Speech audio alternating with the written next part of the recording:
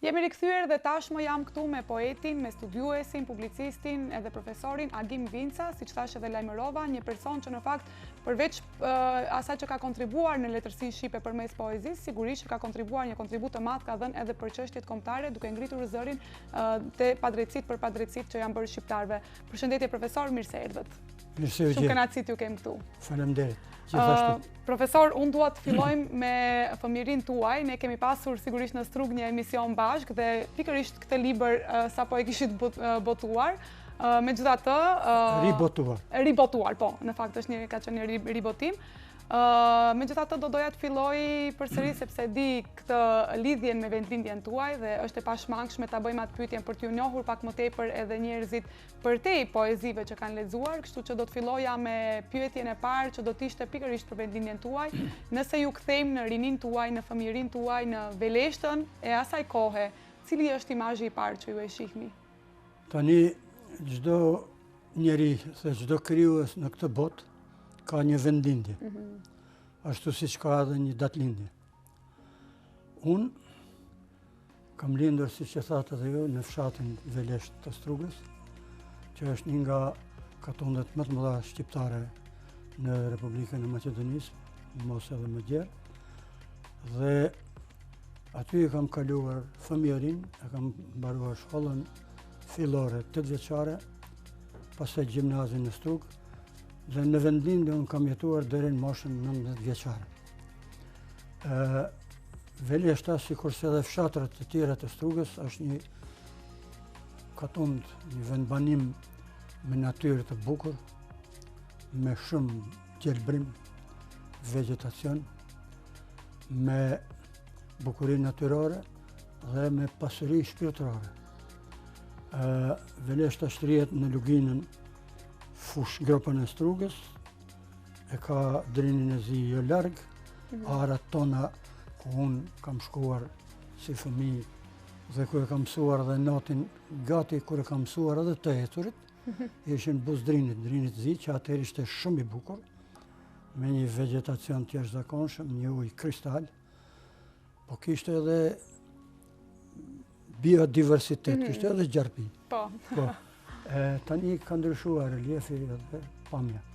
Dhe unë jam rritur aty, isha fëmija më i vogël i prindërve të mi, sugari, si thonë nga ne, i teti. Keni qenë më i lasdruari? Kemi qenë 8 fëmijë, 4 vëllezër, 4 motra, të shpërndarë. Dhe imazhet e para që janë regjistruar në sytë e mi janë ato të vendlindjes, të fshatit, të lagjes, të qiellit. E doja shumë dhe e dua ende qiellin e vendlindjes, sa është përplot yje. Nuk kanë botë ashtu qielli. Ose ndoshta ka, por mua më duket se ky është më i miri.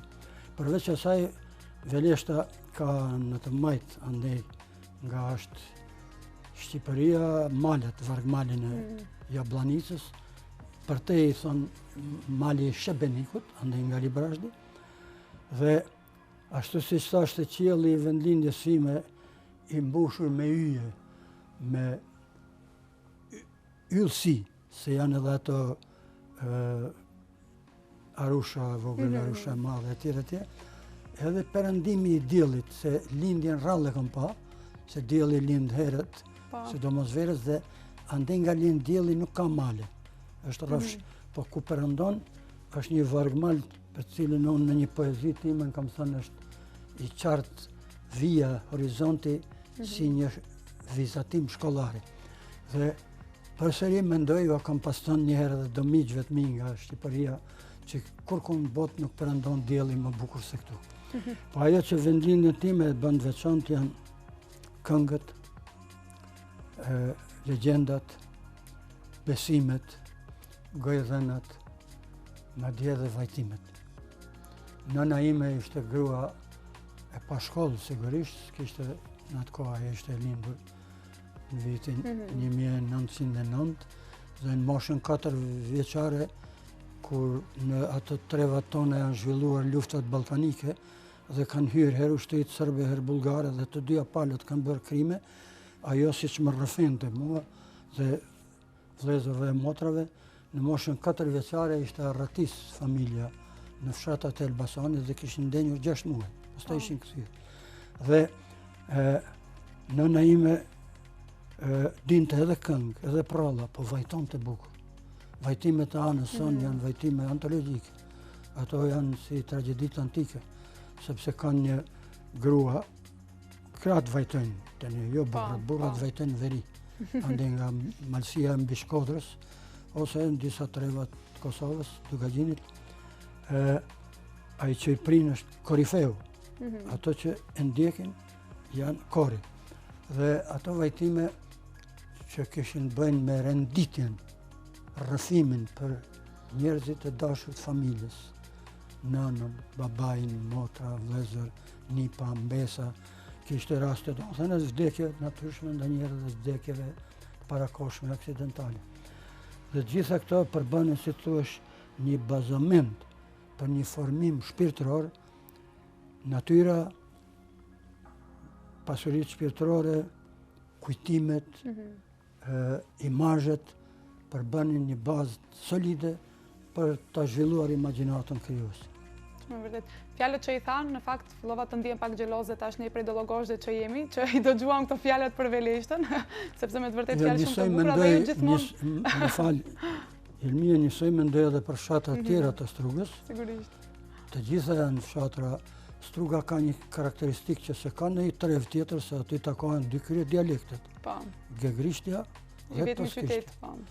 Dhe fshatrat Gege janë këto nga ana e Drinit, Matan Drinit, Tollogozhda, Livadhia, Korashishta, Zhepini, Mosterdezhda dhe tjerë, Veleshta Këndej, kurse fshatrat torske janë në drejtim të kufirit, Qafsanës, dhe aty si të thuash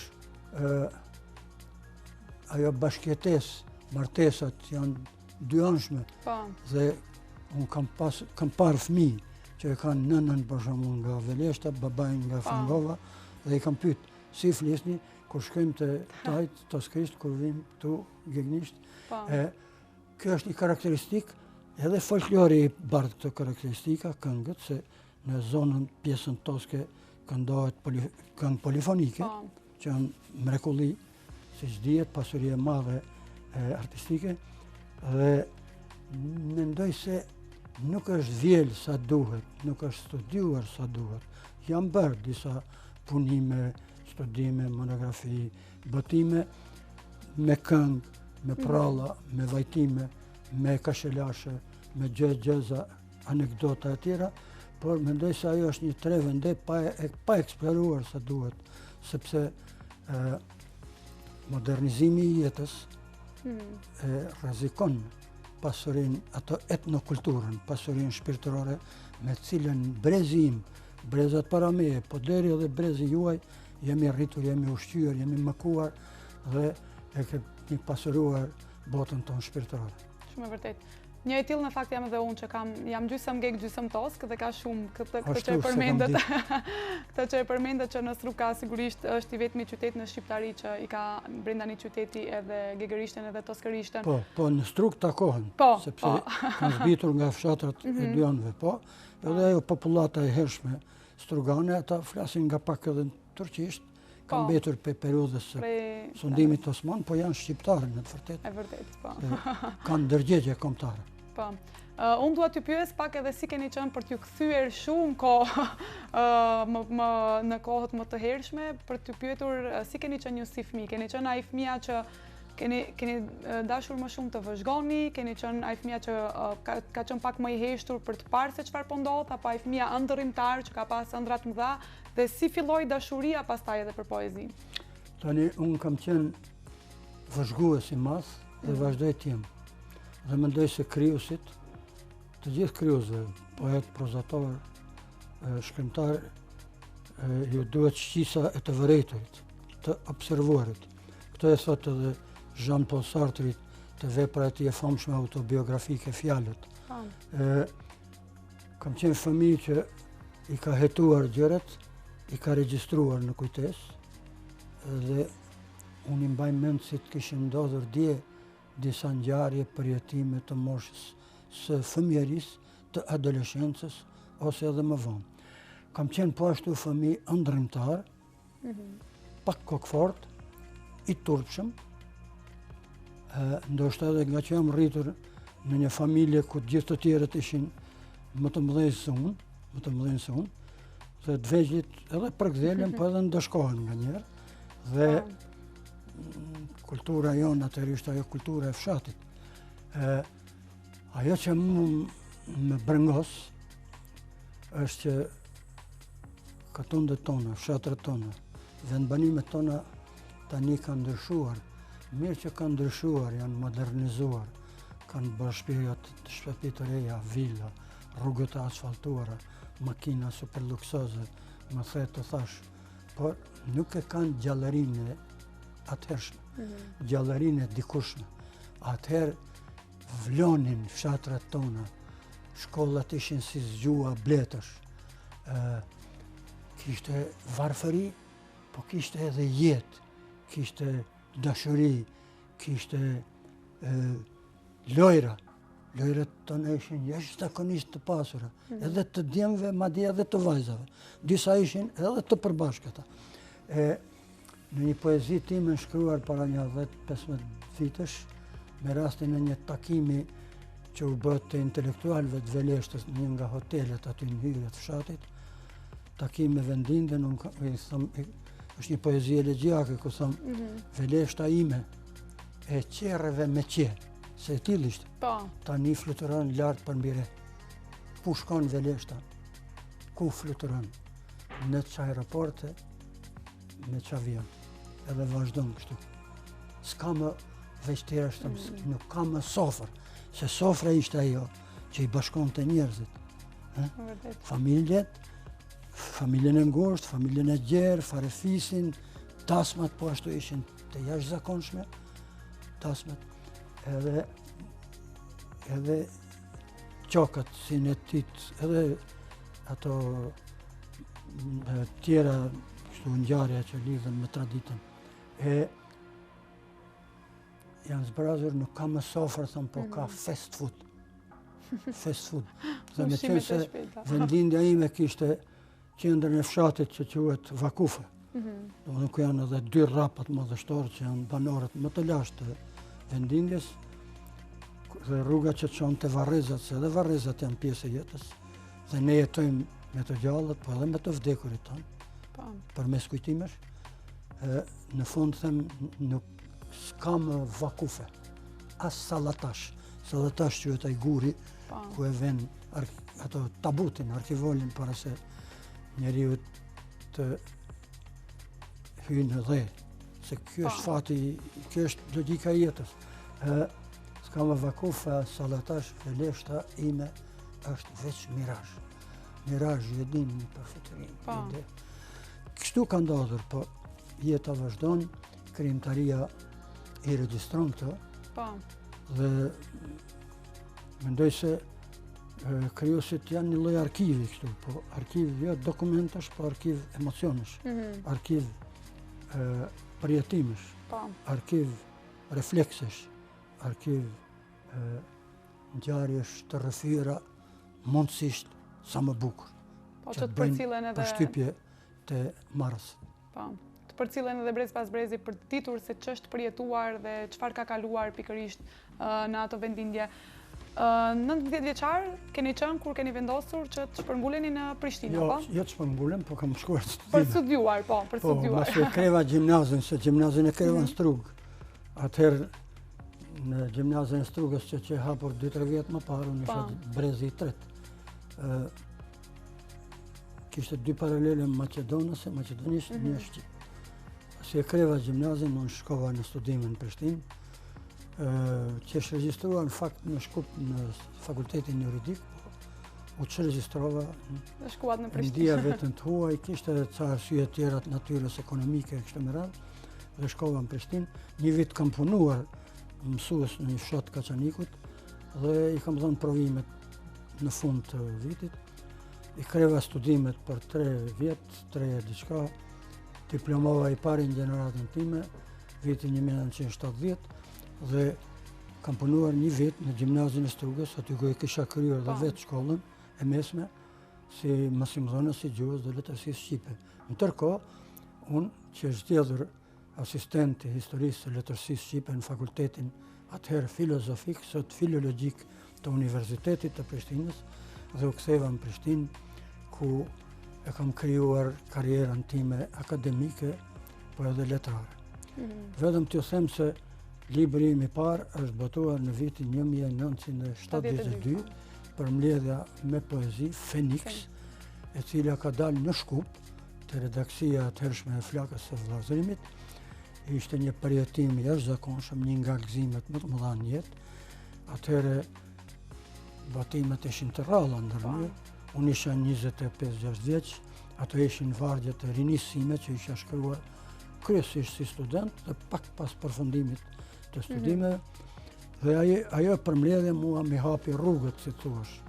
2 vjet pas, në vitin 1974, unë shkova në Tiranë si pedagog i ri i Universitetit të Prishtinës, bashkë me kolegët e mi, shkonim grup ne, për kërkime shkencore, për magjistraturë, kisha një temë për Mitur Shkutelin, dhe i mora me vete 2-3 kopje të librit tim të parë, atë kisha atëherë, Feniksin, dhe u adhash shoqëruesve tanë, ishin disa pedagog të Universitetit të Tiranës dhe studios të Institutit të Gjuhësisë dhe të Letërsisë. Njëri nga ata që mjerisht nuk rënë më, ishte burri mirë, e mori librin, të nesërmen erdhi në bibliotekën kombëtare, ku ne punonim, i kishim madje tavolinat e rezervuara, shkruan të aty vëllezërit kosovar, se kishte shumë kërkesa për punë, sallën shkencore, edhe sot ka, po më pak se atë. Dhe më tha, a i quajnë duhe zeftoma, nosh që theshin shkurt, mënyrë përgjithëse më tha, shoku Agim, kështu thuaj atë, duhet të jeni shërbëtori 2 zotrinjve. Unë nuk e dija që të thoshte kjo ishte në vërtet titulli i një komediografi italian, Carlo Goldoni, i cili kishte shkruar një komedi me titull Shërbëtor i 2 zotrinjve. Më dhënë në shoqëritë atëhershme borgjeze, dikush dështi se shërbëtori i 2 zotrinjve, një situatë paradoksale, dhe ai më thanë kuptimin se ata kujtonin se unë jam një studiues. Unë isha studiues i ri, po para se t'isha studiues, unë startova si poet. Ai më thanë kuptimin që duhet jeni edhe studiues, edhe poet, shërbëtori 2 zotrinjve. I thash të përpiqem, po ne kam vështirë të jam shërbëtor edhe i 1 zotrie e jo më i 2-ve. Po në fakt, karriera ime unë ndërtua mbi këtë dysi, mbi 2 binar, krijues letrar dhe studiues i letërsisë. Kështu që arritët të jeni pikërisht ai shërbëtori, le të themi, i 2 zotërinjve në këtë rast. Unë e përmenda edhe në hyrje që ju, përveç kontributit që keni dhënë në letërsinë shqipe përmes poezisë tuaj, kontributi juaj është i jashtëzakonshëm edhe për çështje kombëtare, ku ju gjithmonë keni ngritur zërin dhe besoj që edhe në ditët e sotme ende vazhdoni ta ngrini zërin ku shihni padrejtësi dhe keni ngritur zërin në kohët më të errta të shqiptarëve, në kohët kur për një fjalë mbase edhe mund të jeni dënuar, ka pasur pasoja. Si e kujtoni atë periudhë? Tani, para se të kaloj të pyetja juaj që është me vend, do të them se unë ndërkohë në Prishtinë magjistrova, doktorova, domethënë për të prosperuar në universitet, këtë punë që duhen bërë, detyra shtëpie. Dhe bëra emër dhe si studiues i letërsisë, veçanërisht i poezisë bashkëkohore shqipe, lëndë të cilën edhe do ta ligjeroja nga viti 1978, pasi kreva magjistraturën shërbimin ushtarak, doktoratën pak më vonë, fillim viteve 80. Po dodhi vitin 1981. Demonstratat e rinisë shkollore dhe studentore të Prishtinës dhe të Kosovës, të cilat filluan më 11 mars 1981 në menzën e studentëve, vazhduan më 26 mars, kurse më 1 dhe 2 prill në fakt ato ishin demonstrata gjithë popullore.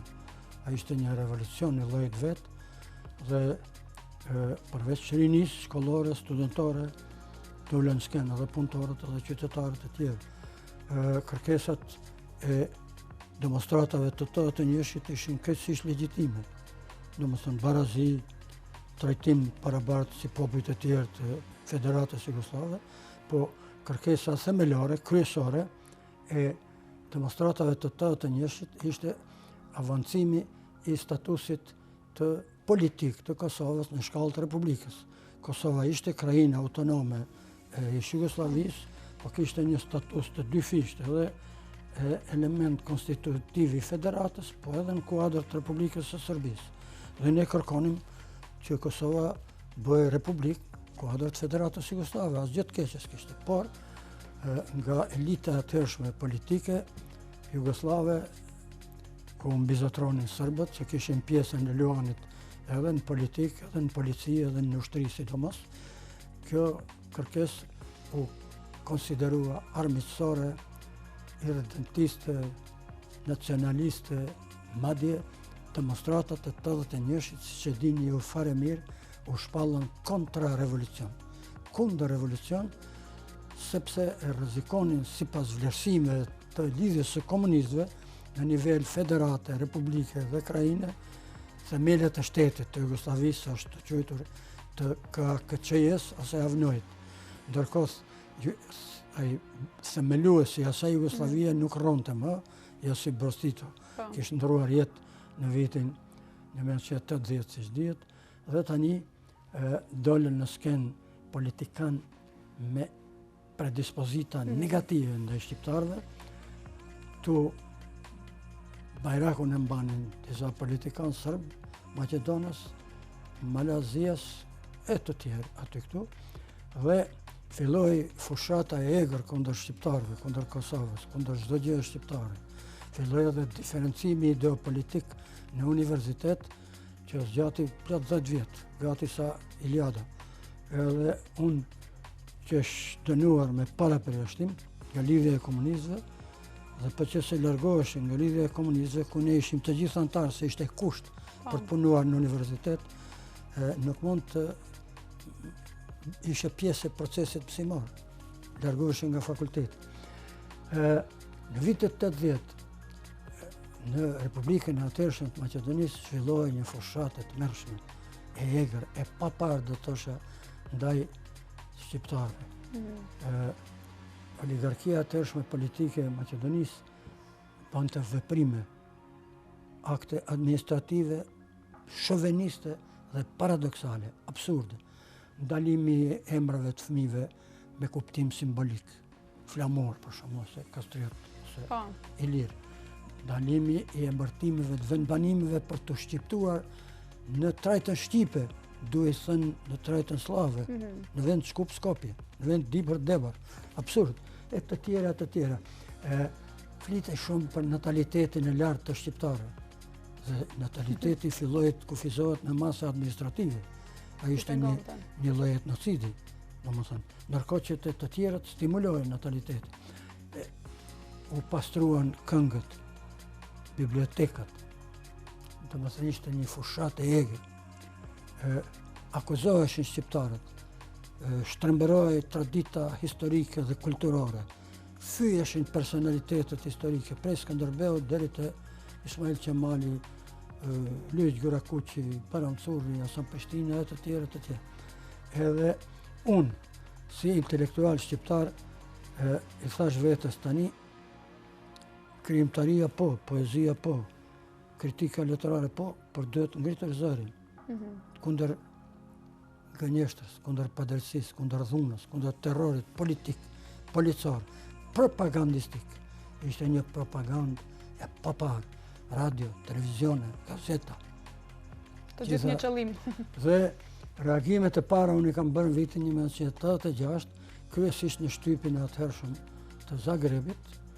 Ishte një revistë të përjavshme me emrin Danas, sot, që dilte çdo të mërkur, dhe aty ne ishim pak, ishin 2-3, shumë 3-4, që kishin guxim të ngrenë zërin, sepse ishte kohë e deliktit verbal, merreshin në përgjegjësi edhe për fjalë. Nuk ishte si tani, fjala matej në kandarin e farmacistit. Dhe unë fillova, domethënë, duke kundërvënë kësaj propagande, duke kërkuar jo kush e diçka, po atë që në takonte, ose që deri diku edhe e kishin pasur më parë, Janë një 20, nështë reagime, letra, shkrime, disa edhe artikuj pak më të gjerë, ku e elaboroja në mënyrë më të plot situatën e kryuar në Republikën e Macedonisë, po edhe më gjerë, dhe ndaj meja atëherë më vjen keq që jam i detyruar ta them, po kjo është e vërteta dhe nuk është e tërë e vërteta, se po më vjen keq ta them unë, u zhvillua një fushat e egër, deri aty sa Komiteti Komunal i Lidhjes Komunistëve të Strugës, po edhe Kryesia e Lidhjes Komunistëve të Republikës atëhershme të Maqedonisë, po edhe organet e sigurimit shtetëror. S'linin gjë pa thonë, duke shpifur, duke thonë ai është nacionalist, është separatist, është dëmtist, është biri një familje balliste, armiqësore. Dhe u bë edhe një letër të cilën në nënshkruan bashkëfqatarët e mi, përfaqësuesit e tashtëqytetave, organizata shoqëro-politike dhe të bashkisë lokale, të cilët ishin njerëz gati gjysmë analfabet, disa kishin qenë edhe rankoviqistë, dhe ata thoshin ne gëzojmë të gjitha të drejtat, ndërkohë që asnjë firmë në fshatin tim, as në Tandin, as në qytet, ose as kishte në gjuhën shqipe, as një gjerë. Që diçka s'ndodh kurkun në botë. Unë kam qenë vizitar breshët e Italisë dhe në fermë shkruante edhe municipalia edhe bashkia, do të thotë midis Italie. Edhe po flas për vitet 70, po edhe më vonë, vitet 2000. Dhe u zhvillu kjo fushat, ishte e turpshme ajo. Erdhi ajo letër me zarf të kuq, se kuqja ishte simbol i regjimit komunist. Edhe me vull të kuq edhe në fakultet, dhe kërkoi nga organizata themelore e fakultetit atëherë filozofik që të merreshin masa ndaj meje. Natyrisht në Kosovë edhe udhëheqja politike, sidomos ajo pak më me vetdije kombëtare, nuk e pranonte këtë dhe kolegu im që ishte në krye të asaj organizate tha unë e di, kam kryer normal në Shkup, ishte janës Preshevës, e di ç'ka ndodhet. Po megjithatë ajo që dikur zhvillohej në Maqedoni, këtu eksperimentuan metodat e hegemonizmit serboman. Do të them se kanë bashkëpunuar këta. Domethënë ato qarqe politike antishqiptare të Beogradit, Shkupit, Podgoricës, atëherë quhej Titograd, kanë bërë një platformë. Slovenët, kroatët të një reagonin, por ata ishin larg edhe nuk e dinin mirë punën, sepse e kam pasur në një poezi, thuhet gënjeshtra i ka këmbët e shkurtra, por gënjeshtrat e mëdha i kanë këmbët e gjata. Ajo propagandë që tirrej pa pushim, kishte nisë të bëjë efekt edhe në qendra të tjera të Jugosllavisë. Dhe pastaj filloi 89-ën, siç dihet, Kosovës ju mor me dhunë autonomia. Ishte koha e Slobodan Miloševićit, kur nacionalizmi, hegemonizmi serb kishte marrë fuqi të mëdha. Organizoheshin mitingje, tashtëqytera antibirokratike, sulmohen çdo gjë, rrëzoheshin pushtetet legale në Vojvodin, në Maltëzi, burgoseshin, burgjet ishin përplot me shqiptarë, veçanërisht me ata që i kishin takuar lëvizjes ilegale, kombëtare, prej Adem dhe Maçit, Hydayet Hisenit e të tjerë, edhe studentët e mi. Ata që kishin marrë pjesë në demonstrata i identifikonin përmes kamerave. Me pakta ishte dënim 2 muaj, 60 ditë dhe largim nga procesi i studimeve nga fakulteti. Dhe unë e vazhdova, domethënë, atë aktivitetin tim intelektual, publicistik, polemik, në mbrojtje të vërtetës, të dinjitetit dhe të drejtave të popullit tim. Do ta bëja këto edhe për popujt tjerë, për cilën do etni nëse do t'i bëheshin ato padrejti. Do ta bëja atëherë dhe jam i gatshëm ta bëja edhe sot. Në 89-ën, unë dhe 50 profesorë dhe intelektual të tjerë, me një vendim arbitrar të Komitetit Komunal të Lidhjes së Komunistëve të Prishtinës, u përjashtuam për një natë nga Lidhja e Komunistëve, u përjashtuam edhe nga fakulteti, vazhduam sistemin shtëpi shkolla, siç e dini, prej 89-s deri në 99, për fat doli në skenë Ushtria Qëllimtare e Kosovës, e riaktualizoi çështjen e Kosovës, nisën të merren me Kosovën qendrat e mëdha të vendosjes, Bruxelli, Washingtoni e të tjera. Unë bajt konferenca e Rambujës, delegacioni sërb nuk pranoi të nënshkruan të atë marrëveshje, sado që ishte e favorshme për ta, dhe ndodhi fushata e bombardimeve, çlirimi i Kosovës pas 98 vitesh të okupimit sërb, nga viti 1912 deri në 1999. Dhe të tjerat pastaj deri te pavarësia e 17 shkurtë 2008. Ne u kthyem në fakultet me studentët, unë kam pas edhe një angazhim pak me karakter politik në vitin 2000, jam memëruar bashkëdrejtuesi i Departamentit të Arsimit dhe Shkencës, kohën e UNMIK-ut, kur kryeadministratori ishte francezi Bernard Kouchner, po pas 3 muajsh unë dhash dorëheqje sepse nuk u pajtova me qëndrimin restriktiv të UNMIK-ut ndaj Arsimit dhe Shkencës së Kosovës. Disa prej tyre, jo të gjithë, mendonin që kanë ardhur në një truall pa traditë, si ishte ashtu. Universiteti i Prishtinës kishte pas kriteret të doktoroje, në atë kohë ishte shumë vështirë. Të zgjidheshe profesor ordinar, domethënë thirrja më e lartë në universitete ishte akoma më vështirë. Duhej botime, duhej punë e madhe. Ka pas disa gjëra që dashti të përmbushen. Duke qenë se profesor, unë e di që me ju mundemi të bëjmë një emision në base gjithë ditën, sepse keni një rrugtim të gjatë dhe mund të flitet shumë, por dua shumë shkurt, duke qenë se ju i përkisni pikërisht asaj kohe ku ju si intelektual, kontributi juaj si intelektual, ka qenë aq i madh sa që ne sot jemi të lirë, jemi këtu ku jemi, sepse ajo ngritja e zërit që ju keni bërë në atë kohë, sigurisht që ka ndikuar që ne sot gjenerata jonë të jetë më e lirë edhe për të shprehur. Si shihni sot, le të themi, rolin e intelektualëve? Kontributi im sigurisht është modest krahasim me shumë brezave të tjerë, sepse rezistenca e shqiptarëve kundër mbetjes në sovranitetet huaja, shqiptarët janë kombindar, padrejtisht ndar, ishte e madhe, ka qenë brez pas brez. Edhe intelektuale të tjerë, dhe unë jam i lumtur që spaku me mundësitë e mia i kam ngritur zërin kundër padrejtësive, kundër dhunës, gënjeshtrës, terrorit, fushatës. Mendoj se intelektuali në çdo kohë ka rolin e të qenit një lloj opozite. Tani jetojmë në një sistem tjetër, sistem pluralist, shumë partijak, po problemet nuk kanë marrë fund. Bile unë do të thosha se nëse në të kaluarën vlerat tona identitare, gjuhën, kulturën, traditën, historinë, vlerat i kanë rrezikuar të tjerët. Tani jemi në situatë kur ne i rrezikojmë vetë, me papërgjegjësinë tonë, me nonshalancën tonë, me padijen tonë, me mungesën e seriozitetit institucional edhe individual. Të gjithë kemi përgjegjësi ta flasim, ta shkruajmë, ta mbrojmë gjuhën shqipe, që është pasuria jonë më e madhe kombëtare dhe që është faktori më i fortë integrues i kombit shqiptar në Ballkan dhe kudo në botë. Gjuha, letërsia, kultura, tradita, historia, Skënderbeu, Ismail Kadareja, Non Tereza, Recep Qosja, e 10 të tjerë. Ja këtu tash po bëhet panairi i librit të sheshin Skënderbeu, ku besoj për kësaj studie do të shkojmë bashkë, dhe aty do të mbaj një fjalë, sepse një muaj para u nda nga jeta intelektuali i madh shqiptar, dietari i madh, mendimtari i madh, akademik Recep Qosja, i cili ka lënë kombit shqiptar një bibliotekë të tërë librash, një pasuri të madhe, aq sa ndonjëherë ne nuk jemi plotësisht vetishëm për rëndësinë e saj, dhe është e habitshme se si gjithë ajo vepër është krijuar në forma të ndryshme.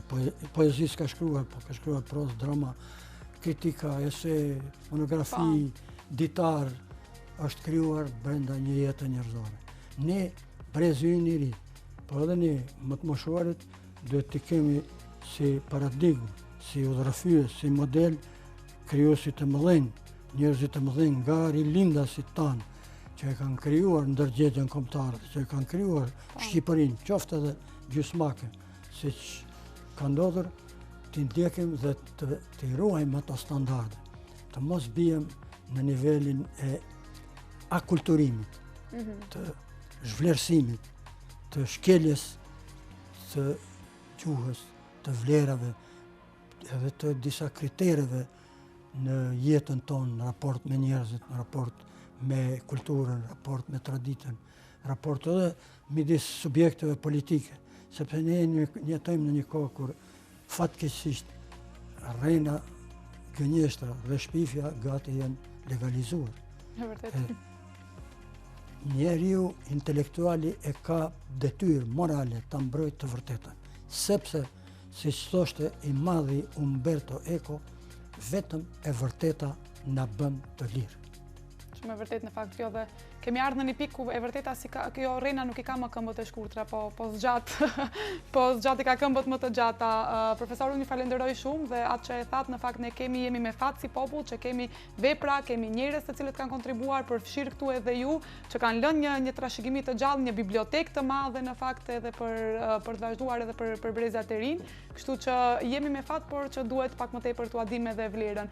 Unë ju falenderoj shumë që ishit pjesë e emisionit Prizma sot dhe sigurisht që unë gjithmonë e them në çdo intervistë do e them këtë, do kemi edhe mbase edhe një shans tjetër për të pasur një emision, sepse nuk mjafton një orë apo disa minuta për të folur për rrugtimin tuaj, për veprën tuaj, për krijimtarinë tuaj, por që ju falenderoj që pikërisht sot të gjetët kohën për të ardhur këtu. Edhe unë ju falenderoj për ftesën dhe uroj sukses juve si televizion dhe emisionit tuaj Prizma. Faleminderit shumë. Faleminderit. Të dashur shikues, këtu do ta mbyllim emisionin për sot. Unë para se ta mbyll në fakt dua të falenderoj Aria Fashion, ato të cilët çdo herë kujdesen në fakt për dukjen time, mund t'i gjeni në qendrën tregtare Duamall në Struk, por gjithashtu edhe në rrjetet sociale Aria Fashion. Ju uroj një pasditë të këndshme e bashkë mirupafshim.